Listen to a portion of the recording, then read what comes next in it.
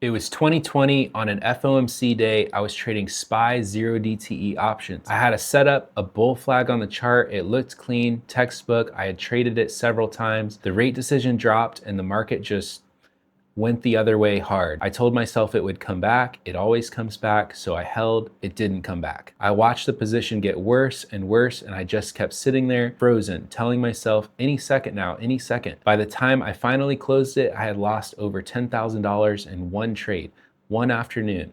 That was more than 30% of my entire account gone in a few minutes. And here's what really messed with me afterward. It wasn't a fluke. It wasn't bad luck. I didn't get unlucky. I just had absolutely no idea what was actually happening in the market. I had a pattern on a chart and zero understanding of the forces driving price. None. And that's the thing I want to talk to you about today, because that story is not unique to me. Some version of that story is sitting in the background of almost every trader who's struggling to become consistent. I'm Matt, welcome to the channel, and this is episode 1 of Start Trading with Orderflow.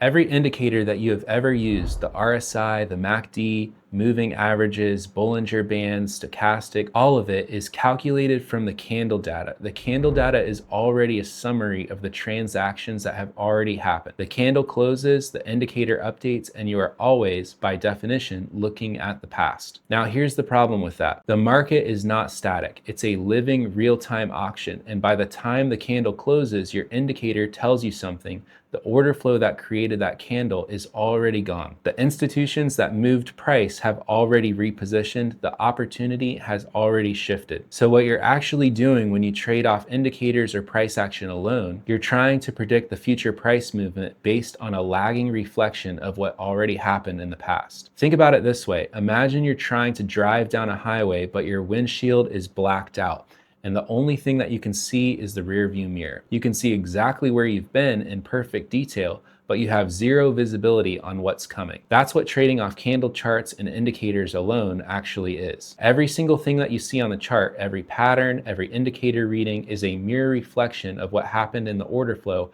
after the fact. It's derivative data. It's one step removed from reality of the present moment. The order flow, the actual transactions, the real bids and offers, the volume at price in real time, that's the leading indicator. That's the only true leading indicator that exists in trading in the present moment, because it's showing you where real money is being placed with real intent right now, not a calculation of what happened, what's actually happening now. So from a pure technical standpoint, if you're trading off lagging data and calling it a strategy, you're not trading the market, you're trading a shadow of it. And here's where it gets compounded, because the technical problem alone doesn't explain why so many smart, dedicated traders can't crack this. The psychology makes it worse. Most people come into trading because they want financial freedom. They want to make good money. They want to work for themselves and not answer to anyone. That's a legitimate goal. There's nothing wrong with that. But the industry has taken that desire and weaponized every ad, every guru, every "I turned $500 into $5 million in 3 months" post on social media. It's all feeding one narrative. That trading is a fast track, that with the right system, the right indicator, the right signal service, you can shortcut your way to easy money. And it sells. It sells incredibly well because hope is easy to sell and the dream is easy to sell. The reality is not easy to sell. The reality is that trading is one of the most difficult performance careers that exists. Think about it like becoming a surgeon or a professional athlete. Nobody expects to pick up a scalpel and be performing operations in 6 months. Nobody expects to sign a contract with the NFL after watching YouTube highlights. Everyone understands that those careers take years of deliberate practice, failure, refinement, and dedication before you reach that level of competence. Trading is the same. The difference is that trading has a financial barrier to entry that makes it feel accessible to anyone in an industry that profits from selling shortcuts to people that don't know better yet. So what happens is this: trader comes in, buys the course, gets the indicator, follows the signals, has some wins, gets confident, takes bigger size, market does something unexpected, gets wrecked, blames the system, buys a different course, and repeat. The technical problem, lagging indicators, gets compounded by the psychological trap of wanting fast results in a game that only rewards long-term consistency. And until you address both, until you fix what you're actually looking at and reset your expectations about the timeline, you're going to stay stuck. At its core, the market is an auction. That's it. That's the whole game. The market is constantly advertising a price, and participants are constantly deciding whether that price is accepted or not. When buyers and sellers agree on value, you get transactions in a range. When they disagree, when one side is more aggressive than the other, price moves to find a level where the agreement can happen again. Think about a real auction. An auctioneer puts up an item and starts calling a price. Bidders raise their hand, price goes up until bidders stop raising their hand. Until the market finds the price where only the buyer remains, then the item sells and the auction moves on. Financial markets work the same way, just at electronic speed with millions of participants. Now, in any auction, you have two types of participants. You have passive participants. These are the ones that are setting the price. They are posting limit orders. I'll buy here, I'll sell here. They are providing liquidity to the market. Think of them like market makers, the institutions with large positions to manage.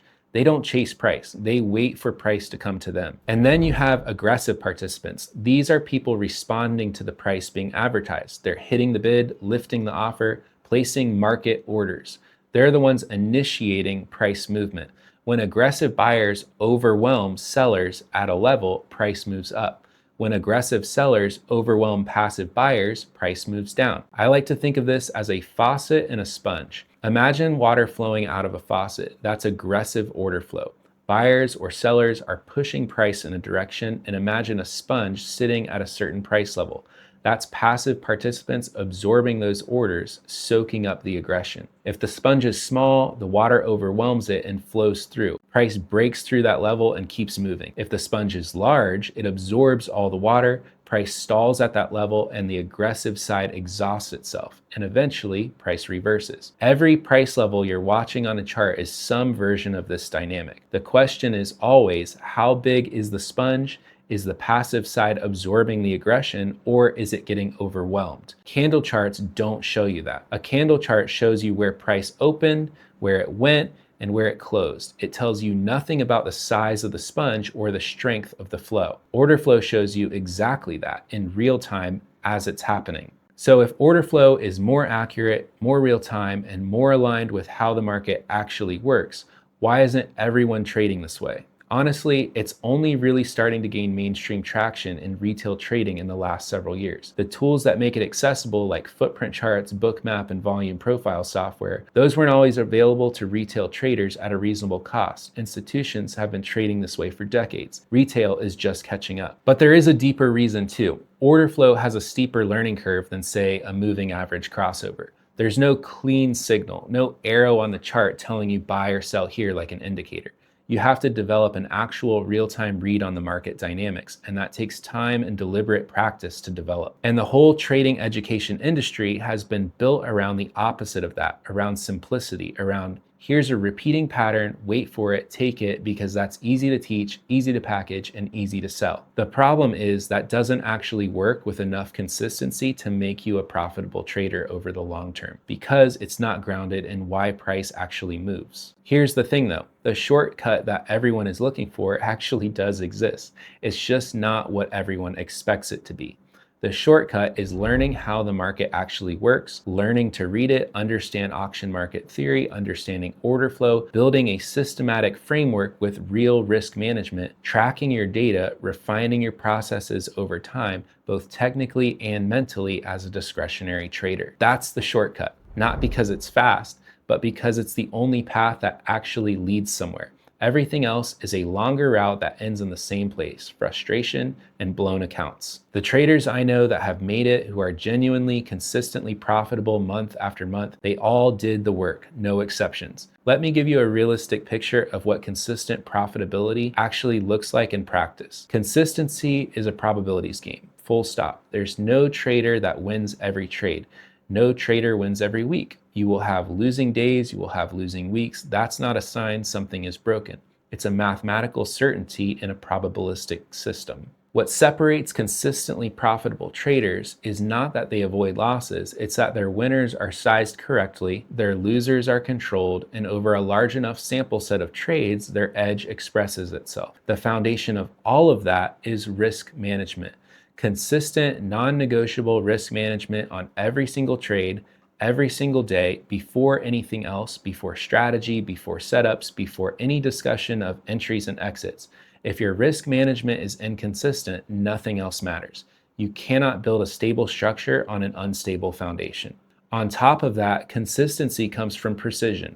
The more precisely you can identify high probability locations to trade and where the order flow context, the market location, and the real-time confirmations all align, the better your risk to reward becomes. And a better risk to reward makes profitability much more achievable even with a lower win rate. And then there's the other side, eliminating unforced errors. The low quality trades, the ones where you knew the setup wasn't clean, but you took it anyway, the ones where you were bored or frustrated from a loss or just wanted to be in a trade, those trades, the ones where you were trading price action alone without any real order flow confirmation, without understanding whether the probability is actually in your favor, those are what quietly destroys your account over time. Consistency isn't about finding the perfect trades, it's about eliminating the bad ones, executing the good ones with proper risk, and letting your edge play out over time. Win slow, suck less. That's the whole game. Over the next few weeks in this series, you're going to walk away with something most traders spend years trying to piece together on their own. You're going to understand why price actually moves, not just what it looks like on a chart, but the real mechanics underneath every single tick. You're going to know how to read the market in real time using the actual tools that show you where the real money is being placed with real intent